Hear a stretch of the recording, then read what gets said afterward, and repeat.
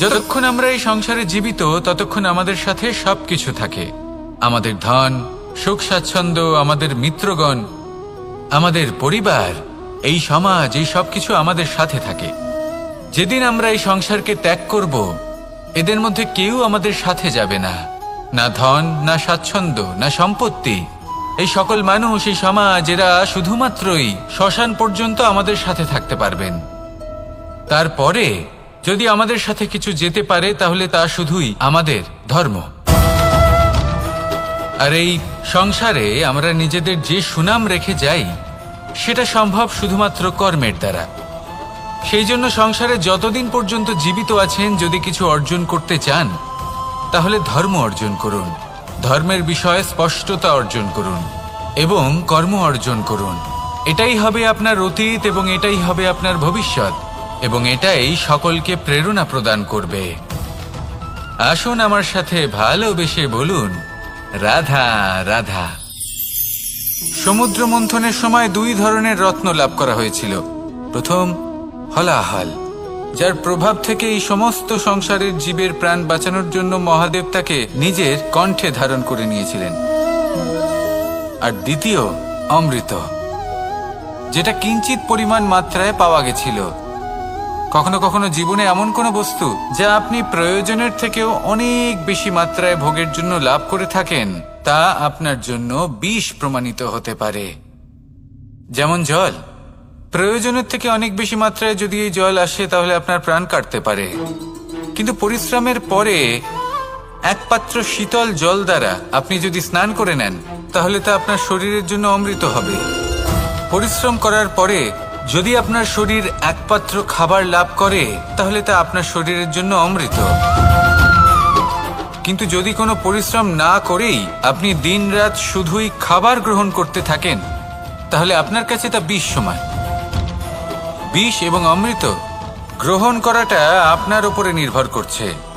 কোনো বস্তু আপনার পক্ষে বিষও হতে পারে, আবার অমৃতও হতে পারে।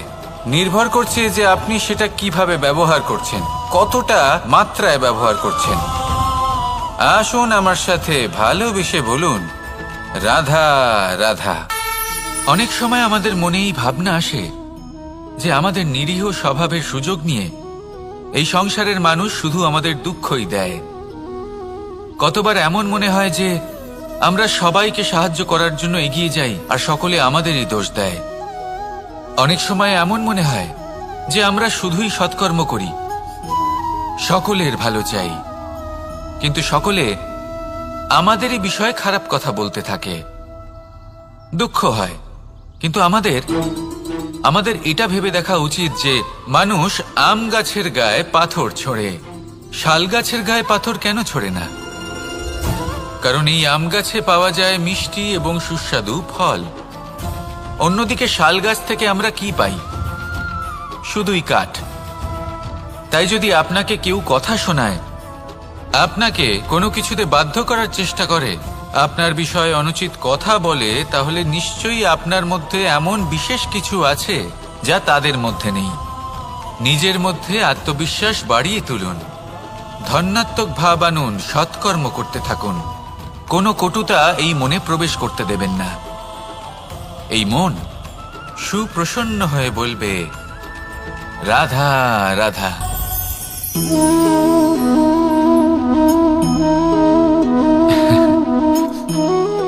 ঘুমের মধ্যে আমরা বিভিন্ন ধরনের স্বপ্ন দেখি, কিছু সুখের, কিছু দুঃখের, কিছু অত্যন্ত ভয়ানক। কিন্তু সত্যি কথা বলতে এর উপর আমাদের কোনো নিয়ন্ত্রণ নেই। কিন্তু আমি এমনও কিছু ব্যক্তিকে দেখেছি যারা খোলা চোখে স্বপ্ন দেখেন এবং তা যাপন করেন। নিজেদের একটা আলাদা স্বপ্ন নগরী আছে ওনাদের, সেখানেই জীবন যাপন করেন। আসল বাস্তবটা কি তাতে ওনাদের কিছুই যায় আসে না। এমন কিছু মানুষ আছেন যাদের কাছে বিন্দুমাত্র জ্ঞান নেই, সে না হয় ঠিক আছে, কিন্তু জ্ঞান এমনভাবে প্রদান করবেন যে মনে হবে সংসারের সমস্ত জ্ঞান তাদের কাছেই রয়েছে। এমন কিছু মানুষ আছেন যারা ভালোবাসতে জানেন না, আর তাও আমি মেনে নিলাম। কিন্তু কথা এমনভাবে বলবেন তাতে মনে হবে যেন প্রেমের বিষয়ে সবকিছু শুধুমাত্র ইনিই জানেন। এবার আমি এমন কথা অবশ্যই বলছি না যে আপনি এরকম করেন, কিন্তু যদি কোনো ব্যক্তি এরকম করেন তাহলে তার এটা মাথায় রাখা উচিত যে সেই ব্যক্তি অন্য কারোর সাথে নয়, নিজের সাথে অনুচিত করছেন। কারণ এমন কাজ করে উনি নিজের দোষ, নিজের অপগুণ সংসারের কাছে নয়, নিজের কাছে লুকোচ্ছেন। আপনি যদি নিজেকে বুঝতে না পারেন, সম্পূর্ণরূপে নিজেকে আকলন না করেন, নিজের অপগুণ, নিজের দোষ পূর্ণরূপে না বুঝতে পারেন, তাহলে এটা কি করে বুঝবেন যে নিজেকে কিভাবে শুধরে নিতে হবে? আপনাকে নিজের সত্য স্বীকার করতেই হবে, তারপরেই আপনি নিজেকে পরিবর্তন করতে পারবেন। তাহলে স্বপ্নে নয়, বাস্তবে বাঁচুন, আনন্দে বাঁচুন, আর আমার সাথে ভালোবেসে বলুন রাধা রাধা। ইচ্ছে বড়ই বিচিত্র জিনিস। এই ইচ্ছে যদি তা পূর্ণ না হয় তাহলে তা ক্রোধকে জন্ম দেয়, যদি তা পূর্ণ হয় তাহলে লোভকে জন্ম দেয়, যদি সময়ের মধ্যে পূর্ণ না হয় তাহলে শোককে জন্ম দেয়, আর যদি সময়ের পূর্বেই পূর্ণ হয়ে যায় তাহলে অহংকারকে জন্ম দেয়। সকলের ইচ্ছে থাকে, আপনারও অবশ্যই থাকবে, তা অবশ্যই পূরণ করবেন। কিন্তু একটা কথা মনে রাখবেন, আপনার এই জীবন এটা কোনোভাবেই আপনার ইচ্ছে পূরণ করার মাধ্যম নয়। এ হলো ধৈর্য সাধনের এক মাধ্যম, নিয়ন্ত্রণ করার এক মাধ্যম। নিয়ন্ত্রণ নিজের কামনার ওপর, নিজের ইচ্ছের ওপর, নিজের আবেগের ওপর। কারণ ইচ্ছে এটা হলো সেই অশ্বের মতো যা একবার লাগাম ছাড়া হয়ে গেলে, আপনার হাত থেকে যদি এই লাগাম বেরিয়ে যায় তাহলে তা আপনাকে সোজা বিনাশের পথে নিয়ে যেতে পারে। কিন্তু যদি আপনি একে নিয়ন্ত্রণ করতে পারেন তাহলে এটা আপনাকে সাফল্যের শিখরে অবশ্যই পৌঁছে দিতে পারে। তাহলে ইচ্ছেগুলিকে নিয়ন্ত্রণ করুন আর আমার সাথে ভালোবেসে বলুন রাধা রাধা। আমরা সকলে শক্তি অনুভব করতে চাই। এবার যদি আপনাকে জিজ্ঞেস করা হয় যে সবথেকে বেশি শক্তির অনুভব কোথা থেকে করা সম্ভব, তখন কেউ কেউ বলবেন পুষ্টিকর আহার গ্রহণ করলে, ব্যায়াম করলে, কেউ বলবেন ধন লাভ করলে, বন্ধুদের থেকে, পরিবারের থেকে, আদি ইত্যাদি। এইভাবে আপনি শক্তির অনুভব অবশ্যই করতে পারেন, কিন্তু সবথেকে বেশি শক্তির অনুভব যদি আপনি করতে চান তাহলে তা পাবেন শুধু একতার দ্বারা, সংগঠনের দ্বারা। যদি আপনাকে উদাহরণ দিই, নিজের এই হাতটাকে দেখুন, 5টা আঙুল রয়েছে। কোনো একটা বস্তুকে নিজের একটা আঙুল দ্বারা তুলে ধরার চেষ্টা করে দেখুন, বড়ই কষ্ট হবে। তখন আপনি বুঝতে পারবেন যখন এই 5টি আঙুল একত্রিত হয় তখন কোনো কাজ কতটা সহজ হতে পারে। এটাই হলো শক্তি, একতার। সবথেকে ভালো উদাহরণ যদি আপনাকে দিই তাহলে বাঁশি। এই বাঁশি থেকে অত্যন্ত মধুর সুর নির্গত হয় যা সবার মন প্রসন্ন করে দেয়। এই কথা সত্যি, কিন্তু এই বাঁশি আমি একটা বা দুটো আঙুল দিয়ে বাজাতে পারবো না। আমাকে প্রত্যেকটা আঙুল ব্যবহার করতেই হবে, তবেই এর থেকে মধুর সুর নির্গত হবে যা সকলকে প্রসন্ন করবে, ঠিক কিনা? ঠিক এইভাবেই যদি আপনি চান যে আপনার জীবনরূপী বাঁশি থেকেও মধুর সুর নির্গত হোক বা সবার মনকে প্রসন্ন করে তুলুক, তাহলে আপনাকেও জীবনে একতা নিয়ে আসতেই হবে। আপনি একাও কর্ম করতে পারেন, পথ চলতেও পারেন, সামনেও এগোতে পারেন, সাফল্যও লাভ করতে পারেন।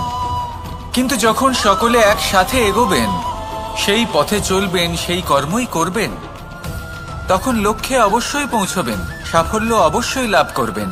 কিন্তু সেই সাফল্য এবং তার আনন্দর সংমিশ্রণটাই একটু অন্যরকম হবে। তাই জীবনে ঐক্যবদ্ধ হন, একসাথে মিলে এগোতে থাকুন, আর আমার সাথে ভালোবেসে বলুন রাধা রাধা। আমাদের মধ্যে এমন অনেক মানুষ আছেন যারা বই পড়তে পছন্দ করেন, অনেক মানুষ আছেন যারা ভিন্ন ভিন্ন রকমের কাহিনী পড়েন। এবার পড়তে পড়তে মাঝে এমন একটা অধ্যায় অবশ্যই আসে যা আমাদের হৃদয় স্পর্শ করে যায়। আমরা হৃদয় যন্ত্রণা অনুভব করি, তাও আমরা সেই কাহিনী শেষ পর্যন্ত পড়ি, এবং তখন আমরা বুঝতে পারি যে সেই যন্ত্রণাময় অধ্যায়টি কেন এসেছিল, তার থেকে আমরা কি শিক্ষা পেলাম, এবং আমরা অবশেষে লক্ষ্যেও পৌঁছলাম। কিন্তু যদি সেই যন্ত্রণাদায়ক অধ্যায়টিতে আপনি থেমে যান, আপনি যদি এটা ভাবেন যে আমি আর পড়তে পারবো না, তাহলে আপনি জানতেও পারবেন না যে পরবর্তীতে কি হতে চলেছে। এই মন দুঃখে ভরে উঠবে, মনে প্রশ্ন আসতেই থাকে যার উত্তর আমরা পাই না, নিজেদের লক্ষ্য বুঝতেই পারি না। এইভাবেই আমাদের জীবনেও যদি এমন কিছু হয় যা অত্যন্ত দুঃখজনক, যদি এমন কোনো কঠিন অধ্যায় আপনার জীবনে আসে, থামবেন না। তাহলে আপনার জীবনের কাহিনীর একটি যন্ত্রণাদায়ক দুঃখজনক অধ্যায় মাত্র। শেষ পর্যন্ত এই কাহিনীতে টিকে থাকুন, কর্ম করতে থাকুন। আপনি বুঝতে পেরে যাবেন যে এই কঠিন পরিস্থিতি আপনার জীবনে কেন এসেছিল। আপনি শিক্ষাও লাভ করবেন এবং লক্ষ্যও লাভ করবেন। আসুন আমার সাথে ভালোবেসে বলুন, রাধা রাধা। খুব সুন্দর একটা কাহিনী আছে। একবার এক ব্যক্তি নিজের অসফলতার জন্য ত্রস্ত হয়ে সময় দেবতার তপস্যা করতে বসলেন।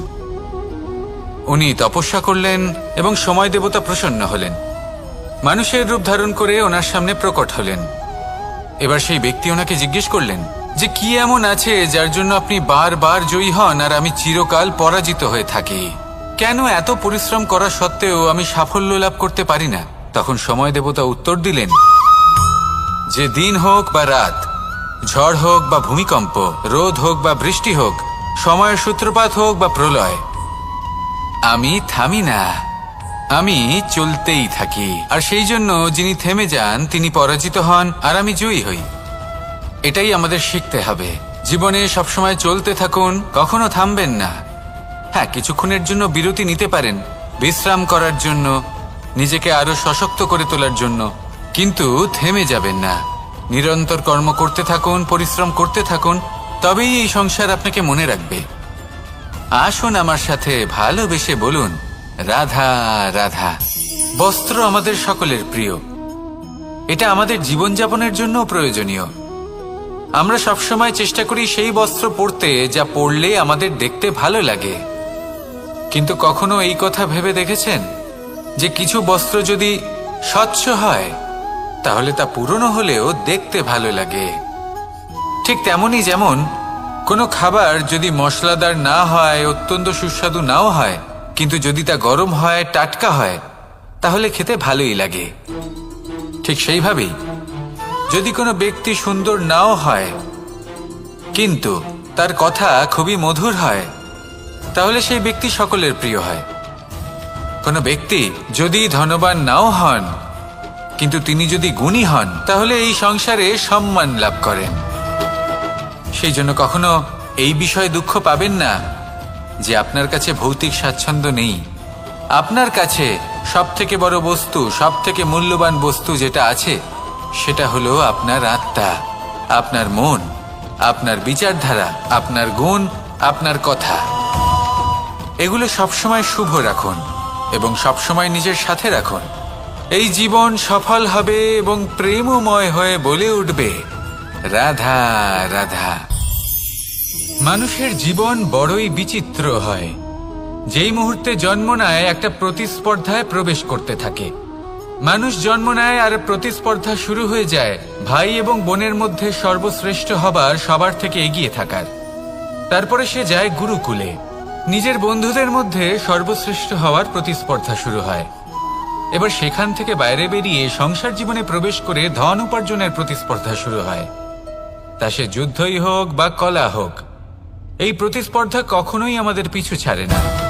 তাই যদি প্রতিস্পর্ধা করতেই হয় তাহলে আমরা মানুষকে সাহায্য করার প্রতিস্পর্ধা কেন করব না? এমন এক প্রতিস্পর্ধা যাতে যে কেউ জিতুক বা যে কেউ হারুক না কেন, লাভ সকলের হবে। সকলের মধ্যে প্রেম বিতরণ করতে থাকুন, এইভাবেই আনন্দ বিতরণ করতে থাকুন। আর আমার সাথে ভালোবেসে বলুন, রাধা রাধা। এবার এই পুরুষার্থের বিষয়ে আপনারা অবশ্যই শুনেছেন, মোক্ষ, চতুর্থ পুরুষার্থ। আপনারা কি জানেন এই মোক্ষ আসলে কি? ধর্ম, অর্থ, কামনার পালন করতে করতে মৃত্যু লাভ করা, এটাই কি মোক্ষ? না, মোক্ষ হলো সেটাই যা জন্ম এবং মৃত্যুর ঊর্ধ্বে। প্রত্যেক ব্যক্তি, প্রত্যেক জীবই সংসারে কোনো না কোনো বিশেষ প্রয়োজনে আসে। ধর্মপথে সৎপথে অর্থ উপার্জন করা, প্রয়োজনকে পূর্ণ করার চেষ্টা করতে করতে সেই প্রয়োজনকে পূর্ণ করা তাকে মুক্তির পথে নিয়ে যায়, যা হলো মোক্ষ। যদি এই মোক্ষ লাভ না হয় তাহলে মানুষ জন্ম এবং মৃত্যুর এই চক্রে বারবার ফিরে আসবে। তাই নিঃস্বার্থভাবে সদ্ভাব নিয়ে কর্ম করুন, সকলকে ভালোবাসুন, আর আমার সাথে বলুন রাধা রাধা। জল এ হলো জীবনের আধার পঞ্চতত্ত্বের মধ্যে একটি, আর অত্যন্ত বিশেষ। এর থেকে অনেক বড় শিক্ষা পাওয়া যায়। এই জল গন্তব্যের বিষয়ে এর স্পষ্ট ধারণা আছে। ও জানে ওর লক্ষ্য কি, আর প্রয়াস করে ততদূর সে পৌঁছেও যায়। এটি পর্বত থেকে বয়ে নিচে নেমে আসে, নদীর সাথে সমাহিত হয়ে তার সাথে বয়ে চলে, চিরসবুজ বনানী গড়ে তোলে, প্রাণীদের তৃষ্ণা নিবারণ করে, সামনে এগিয়ে চলে, মানুষের সাথে মিলিত হয়। যারা একে বাঁধের মধ্যে বেঁধে রাখতে চেষ্টা করে সে বন্দি দশাতেও থেকে যায়, মানুষের কল্যাণ করে। তারপর বাঁধ থেকে মুক্তি পেয়ে এগিয়ে চলে, কোথাও ধাক্কা খায়, কোথাও বাধা পড়ে, কোথাও যদি পথ খুঁজে না পায় তাহলে পথ খুঁজেই নেয়, আর যেখানে পথ থাকে না সেখানে পথ বানিয়ে নেয়, আর শেষ পর্যন্ত নিজের লক্ষ্যে পৌঁছেই যায়, অর্থাৎ সমুদ্রে গিয়ে সমাহিত হয়ে যায়। আমাদেরও কিছুটা এরকমই হয়ে উঠতে হবে। যেখানেই যাবেন সকলের কল্যাণ করুন, সামনে এগোন। আপনি কোথাও পড়ে গেলে, ধাক্কা খেলে আঘাত লাগবেই, উত্থান পতন লেগেই থাকে। সামনে এগোতে থাকুন। কোথাও পথ না পেলে তা খুঁজে নিন, কোথাও পথ না থাকলে তা বানিয়ে নিন। নিজের গন্তব্যের কথা সবসময় মনে রাখুন। শেষ পর্যন্ত নিজের মোক্ষ লাভ আপনি অবশ্যই করবেন। আর আমার সাথে ভালোবেসে বলুন রাধা রাধা। এই সংসারের অন্তের এর বিনাশের প্রারম্ভ কিভাবে হয়? কোনো যোগের মাধ্যমে, কোনো ভয়ানক অসুরের আগমনে, নাকি প্রকৃতির রাগের কারণে? না, এই সংসারের বিনাশের প্রারম্ভ হয় আমি থেকে। এই আমি, এই তুমি, এটা আমি করেছি, ওটা তুমি করেছো, এটা আমার, ওটা তোমার, আদি ইত্যাদি। এই ভাব যখন মনে বাসা বেঁধে নেয়, সর্বপ্রথম ঘর ভাগ হয়, তারপর বসতি, তারপর প্রাণ, আর তারপর দেশ, আর সবার শেষে সমস্ত সংসার ভাগ হয়ে যায়। আর এই ভাগ হয়ে যাওয়া শেষে মনোমালিন্যে পরিণত হয়। এখন এমত অবস্থায় কি করা যেতে পারে? কিভাবে বাঁচা যায় এই পরিস্থিতির থেকে? কিভাবে দূরে থাকা যায় এই বিনাশের থেকে? উত্তর সেই একটাই, করুণা। একে অপরের দরকারগুলি বুঝুন, একে অপরের সমস্যাগুলি বুঝুন, একে অপরের দুঃখের সাথী হয়ে দাঁড়ান, একে অপরের সুখের ভাগীদার হন। আর শেষে যখন এই আমি আমরাতে পরিণত হবে, তখন এই বিনাশ নিজে থেকেই দূরে চলে যাবে। তাহলে আমরাতে বিশ্বাস করতে শিখুন, আর আমার সাথে ভালোবেসে বলুন রাধা রাধা। এই মুদ্রা, এবারে ভাবুন এটাই আমাদের জীবন, জীবনের সুখ আর দুঃখ। এই মুদ্রার, এই জীবনের দুটি দিক। কিন্তু যখনই আমরা ঈশ্বরের কাছে প্রার্থনা করি তখনই আমরা সুখ চাই, আর সেই সুখ আসেও। আর যখনই সেই সুখ আসে তখন ব্যক্তি সর্বপ্রথম তাকে ভুলে যায় যে দুঃখের সময় ওনার সাথে ছিলেন। আর এমত অবস্থায় উনি সাহায্য করেন না, উনি করেন উপকার। আর এই উপকারের বদলে মানুষের থেকে উনি নিজের জন্য শ্রদ্ধা চান। আর সেই শ্রদ্ধা, সেই চাহিদার কারণে উনি নিজেকে অন্যদের থেকে শ্রেষ্ঠ, অন্যদের থেকে ভিন্ন মনে করতে বিবশ হয়ে যান। আর আলাদা হবার কারণে তার মধ্যে জেগে ওঠে অহংকার, আর সেটাই হয় তার পতনের কারণ। এবার এতে কি করা যেতে পারে? কি চাওয়া যেতে পারে ঈশ্বরের কাছে? এই প্রশ্ন অবশ্যই মনে আসে। ঈশ্বরের কাছে চান সুখ, শুধুমাত্র ততটাই যাতে অহংকার না আসে, আর দুঃখ ততটাই যাতে শ্রদ্ধা না চলে যায়। রাধা রাধা।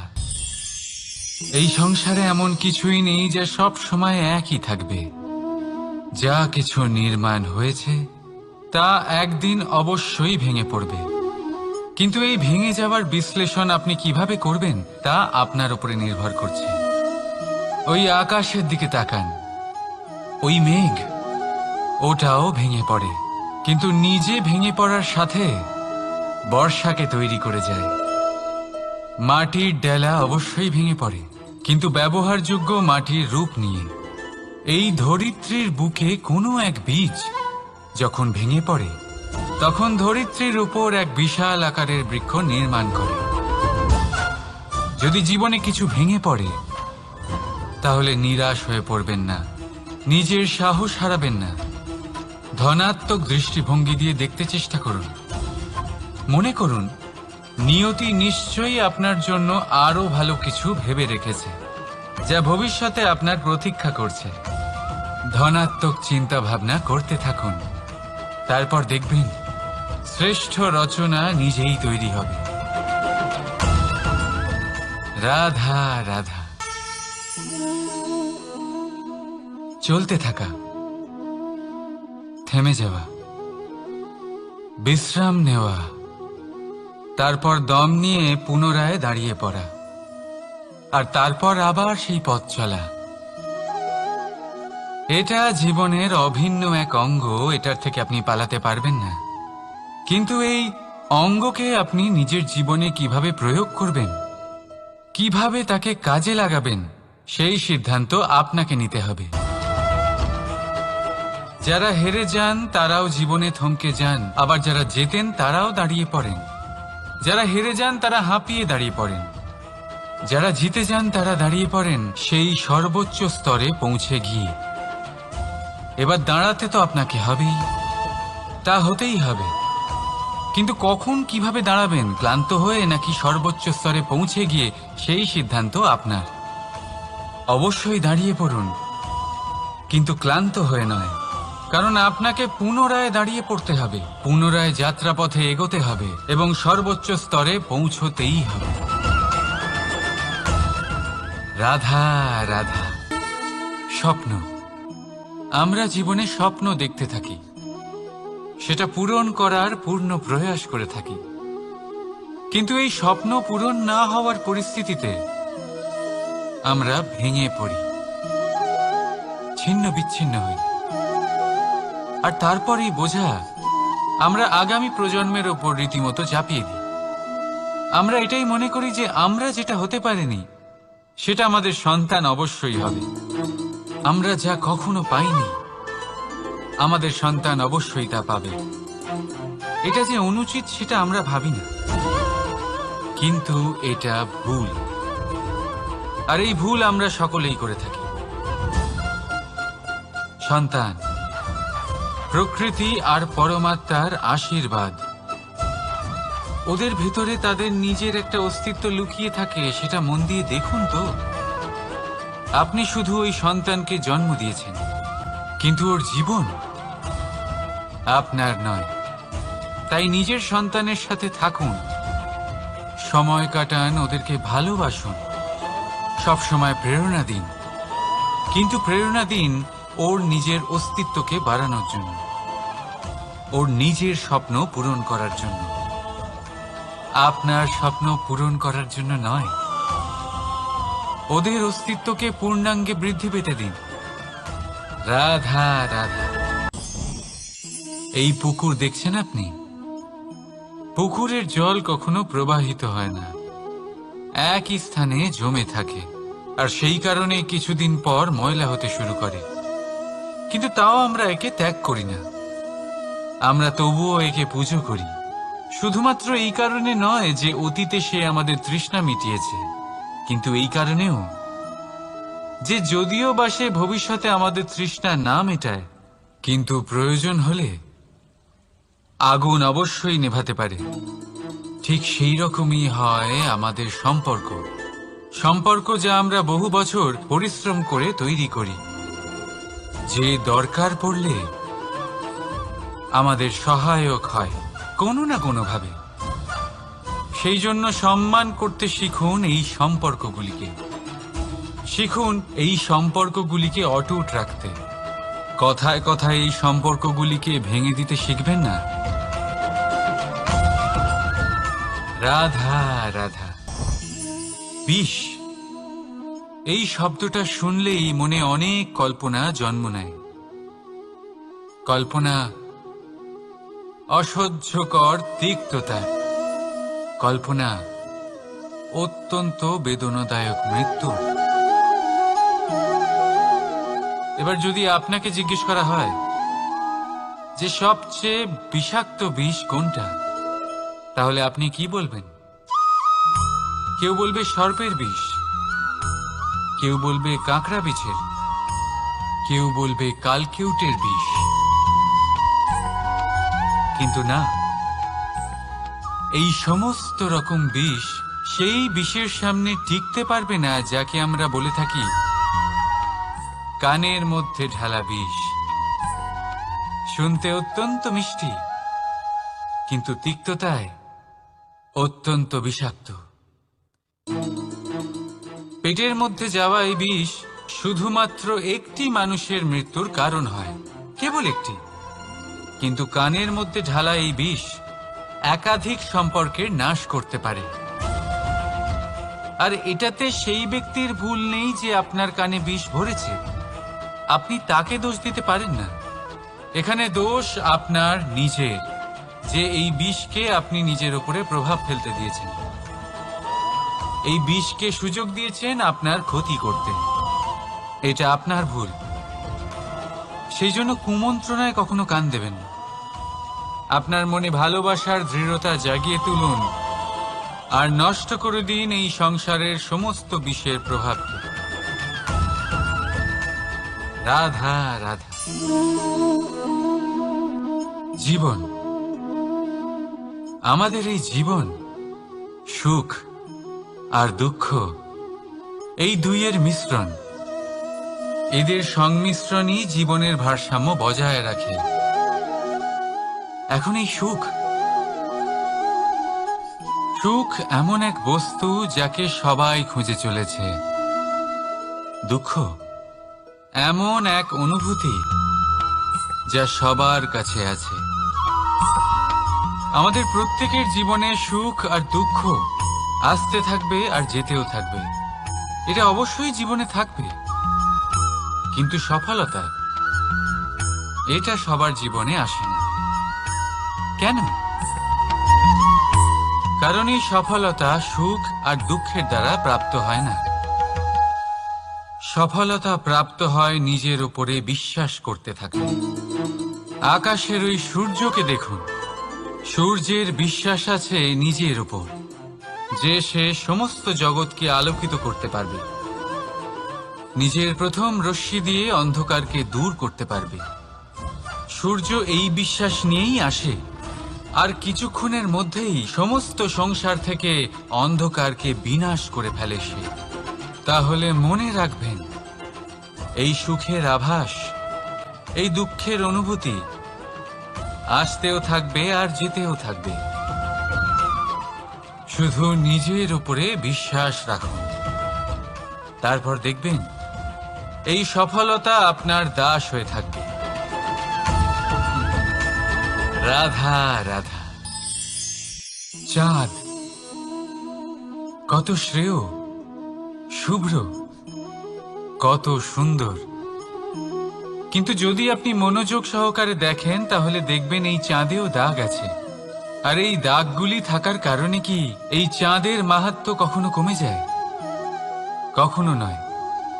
এর কারণ হলো চাঁদের নিরন্তর চেষ্টা। একবার এই আকাশে দেখুন, এই অন্ধকার সবসময় চেষ্টা করে চাঁদকে ঢেকে দেওয়া, কিন্তু এই চাঁদ সবসময় এই অন্ধকারের সাথে লড়াই করতে থাকে। অমাবস্যা থেকে শুরু করে চাঁদের এই যাত্রা পূর্ণিমা অবধি পৌঁছেই যায়, আর তাই এই চাঁদের পুজো করা হয়। এই কারণে এই চাঁদকে মাহাত্ম্য দেওয়া হয়।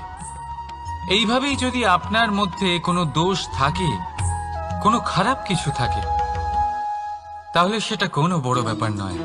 চেষ্টা করুন সেটাকে শুধরে নেওয়ার, কিন্তু সেই কারণে নিজেকে খারাপ মনে করা এটা অনুচিত। নিজের ভুলগুলো, নিজের দোষগুলো, নিজের খারাপ দিকের কথা ভুলে আপনি এই সংসারের ভালোর দিকে প্রস্থান করেই দেখুন না। আপনি দেখবেন আপনার অন্তরের তেজ ঠিকরে বেরোচ্ছে। রাধা রাধা। এই পিঁপড়েদের দেখছেন আপনি?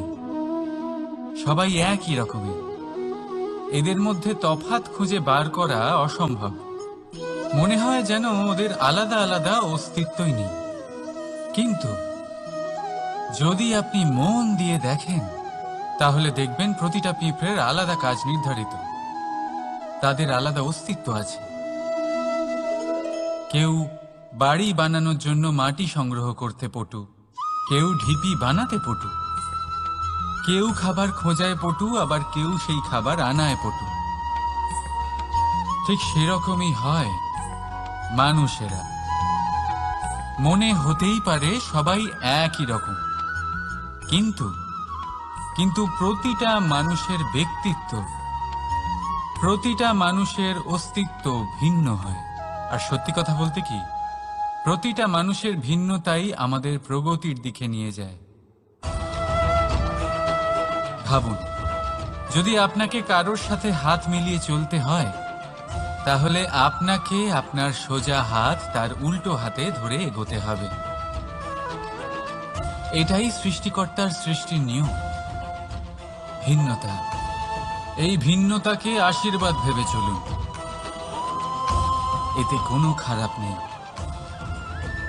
রাধা রাধা। দাদা আমাকে বহুবার জিজ্ঞেস করেন যে, কানাই, তুমি রাধার সাথে এই সংসারকে প্রেম শেখাতে এসেছো, তাহলে কেন তুমি রাধাকে এত বিরক্ত করো? কেন ও তোমাকে বিরক্ত করে? কেন এই ঝগড়াঝাটি হয়? কেন এই টানাপোড়েন চলে? এবার এটার উত্তর আমি কিছুটা এইভাবে দিতে চাই। পিঁপড়ে সেই বাড়িতেই প্রবেশ করে যেখানে মধু উপস্থিত আছে। যদি আপনার বাড়িতে মধু থাকে, কোনো মিষ্টি জিনিস থাকে, মিষ্টত্ব থাকে, তাহলে পিঁপড়ে সেখানে অবশ্যই প্রবেশ করবে। ঠিক এইরকমই হয় আমাদের সম্পর্ক। এর মধ্যে ছোটখাটো ঝগড়াঝাটি, টানাপোড়েন, রাগ করা, মন ভাঙানো, এই সব তো চলতেই থাকে। বিশেষ করে সেই সম্পর্কগুলিতে যেখানে মিষ্টত্ব আছে।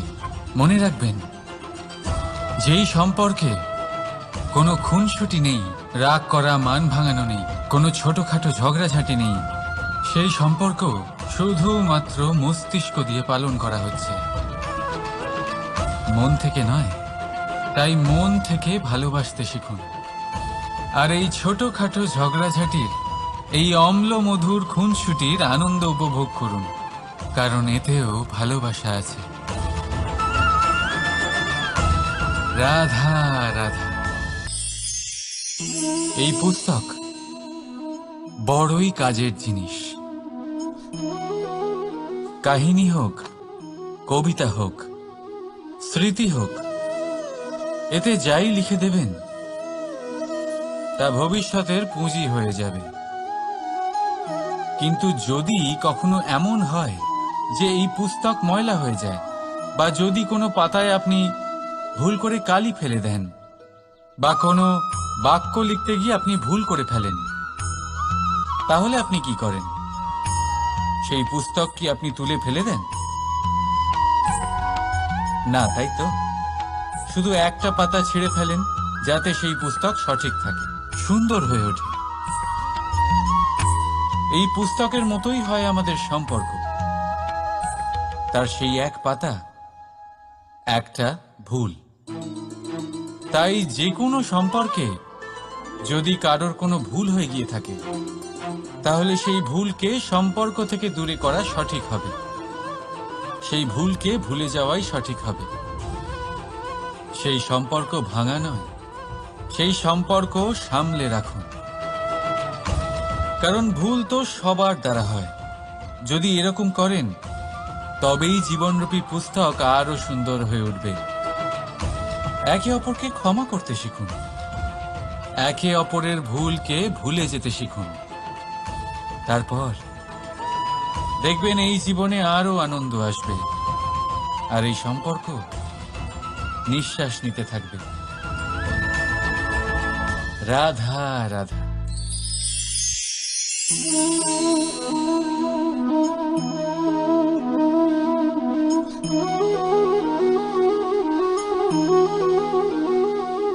আমার এই ছায়া দেখতে পাচ্ছেন আপনি? প্রকাশের স্রোত যখন মধুর আর দূরে থাকে, তখন এই ছায়া লম্বা হয়ে যায়। কিন্তু যেই প্রকাশের স্রোত মাথার উপরে চলে আসে, এই ছায়ার আকার ক্রমশ ছোট হতে থাকে। আর অন্ধকারে তো এই ছায়া বিলুপ্ত হয়ে যায়। কিছুটা এরকমই হয় আমাদের অহংকার। সুখের আগমন হলে, বৈভবের উপলব্ধিতে এটা বাড়তে থাকে। কিন্তু যেই সংকটের তাপ বেড়ে ওঠে, অহংকার ছোট হতে থাকে। আর যখন সংকটের এই অন্ধকার আমাদের চারিদিক থেকে ঘিরে ধরে, তখন এই অহংকার আমাদের ছায়ার মতোই বিলুপ্ত হয়ে যায়। তাই সেই কারণে আপনার জীবনে সংকটের আগমন আপনার অহংকার নষ্ট করেই দেবে, কিন্তু তার জন্য সংকটের অপেক্ষা কেন করবেন? এই অহংকারকে বাড়তেই দেবেন না, উৎপন্ন হতেই দেবেন না। বিবেকের সুতো দিয়ে বেঁধে রাখবেন একে। দেখুন, আমি শ্রেষ্ঠ, এটা বিশ্বাস করতে কোনো আপত্তি নেই। কিন্তু শুধুমাত্র আমি শ্রেষ্ঠ, আর কেউ নয়। এ আত্মসম্মান নয়, এ হলো অহংকার। আর অহংকার আর কিছুই নয়, শুধু পতনের দিকে প্রথম পদক্ষেপ। আর এই জীবনে পতনের দিকে নয়, প্রেমের দিকে এগিয়ে যান। আর আমার সাথে ভালোবেসে বলুন, রাধা রাধা। আপনি কি কখনো ফলে ফুলে পরিপূর্ণ বৃক্ষ দেখেছেন? তার ডালগুলো কিরকম স্বাধীনভাবে বেড়ে ওঠে। কিন্তু যদি এই ডালগুলো মূলের সাথে ঠিকভাবে যুক্ত না থাকে, সেই বৃক্ষের মূলগুলি গভীর না হয়, তাহলে কি হবে? তাহলে কি সে সেই সব সুবিধা পাবে? কখনোই নয়। সেই বৃক্ষের ডাল পড়ে যাবে, সেই বৃক্ষ ভূমিষ্ঠ হয়ে যাবে। ঠিক সেইভাবেই চিন্তা ভাবনার স্বাধীনতার আনন্দ আপনি তখনই আস্বাদন করবেন, যখন আপনার শিক্ষা গভীর হবে। তাই স্বাধীন থাকুন দৃষ্টিভঙ্গিতে, কিন্তু যুক্ত থাকুন শিক্ষার সাথে। রাধা রাধা। সমাজ, আমরা এই সমাজে বাস করি, আর বহুবার একটা গুরুত্বপূর্ণ কথা ভুলে যাই। এই সমাজ আমরা সকলে মিলে তৈরি করি। সমস্ত সময় কাটিয়ে দিই এইটা ভাবতে ভাবতে যে এই সমাজ কি ভাববে, আমার কি করা উচিত, আমার কি ভাবা উচিত, কি পড়া উচিত, কোনটা সঠিক কোনটা ভুল। যদি আমি এটা করি, তাহলে কয়েকজনের এটা মনে হবে না তো যে আমি খারাপ, যখন আমি তা নই। মনে ভয় উৎপন্ন হয় সেই কয়েকজন মানুষের জন্য। তার কারণ হলো আমরা আমাদের মনের কথা শুনতে পাই না, না শুনতে পারি, না বলতে পারি, আর না করতে পারি। সেই কয়েকজন মানুষের ভয় আমরা খারাপের বিরোধিতা করা ছেড়ে দিই। কিন্তু কখনো নিজেকে জিজ্ঞেস করুন, শেষ পর্যন্ত কারা এই কয়েকজন মানুষ? এই সংসারে প্রতিটি মানুষেরই নিজের আলাদা আলাদা ব্যক্তিত্ব আছে, আলাদা দৃষ্টিভঙ্গি আছে। তাই যদি আপনি এটা ভাবেন যে আপনি সবাইকে খুশি করতে পারবেন, তাহলে আপনি ভীষণ বড় ভুল করছেন। জীবনে কর্ম তাই করুন যাতে আপনার অন্তরাত্মা সন্তুষ্ট হয়, আর অন্তরাত্মা সন্তুষ্ট তখনই হবে যখন আপনার কর্ম শুভ হবে। তাই নিজের মনের কথা শুনে এই সংসারে শুভ কর্ম করতে থাকুন, তবেই এই সংসারের কর্মে আপনি সার্থক হবেন। রাধা রাধা।